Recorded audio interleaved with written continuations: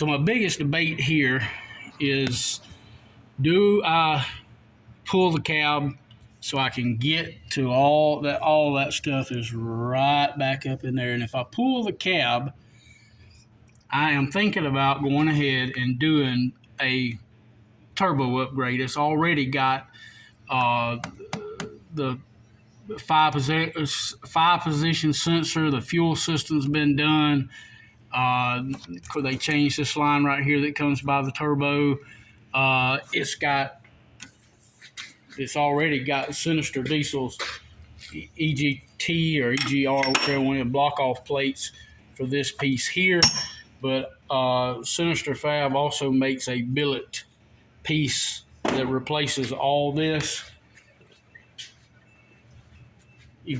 Replaces that bridge right down in there, and it's a billet piece comes out, and it replaces this here, which I understand is just held in to the bridge with a gasket.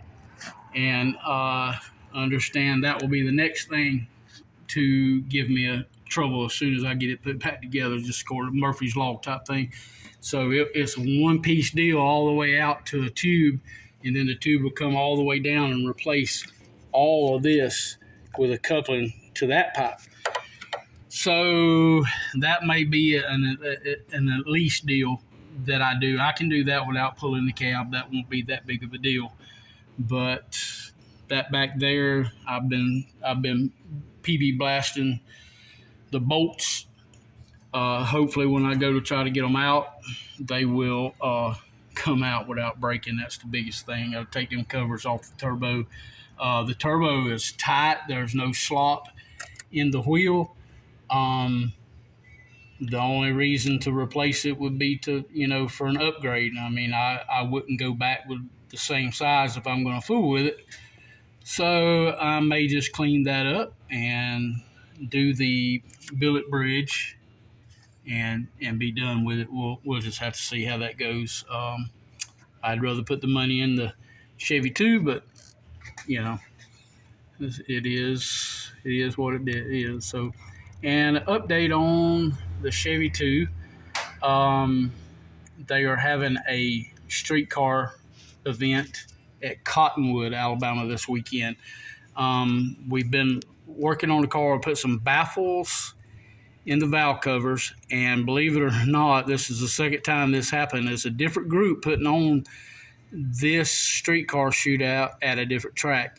They came to the shop to zero in, checked the car, could not find any reason that it could not run in the daily driver class. It just is not any reason.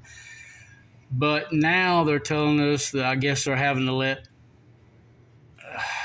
other people vote on it or whatever. They say it's a go, but we know the crying is going to start once the car makes a pass or two. And they're saying because the car's been involved in Sick Week and LS Fest that it may not be in the spirit of the class, which, it looks like that those beautiful tanks that Kevin made that are in the fender well area, it looks like we're going to have to move the catch cans to the back of the car. They made 30-pound pulls on the dyno at zero in without any kind of oil coming out of the breathers. So it's something that's just, when it gets up in the quarter mile, I mean, we wasn't far off of running 200 mile an hour. I mean, another 9 miles an hour or 11 miles, whatever it is, we'll have to put another parachute on the car at 199 mile an hour to certify to run 6.0s. I'm at 650. The chassis certified for 650. At 199, it has to have another parachute on it. And I would love for the car to make a 200 mile an hour pass. I guess anybody would. But anyway, so we're not far off of it. We can get it if we want to, but I'm not going to go pulling a lot of the interior. That car's got lizard skin top and bottom. It's got, I forgot how many pounds Kevin and them weighed it, and it's actually a pretty heavy stuff. And it makes that roof is just as solid. When you go thumping on it, it sounds like it's a bag full of corn. It's solid. Anyway, I'm not going to go pulling a lot of weight out of it. Matter of fact, to have the air conditioner finished, we got to put the evaporator up front.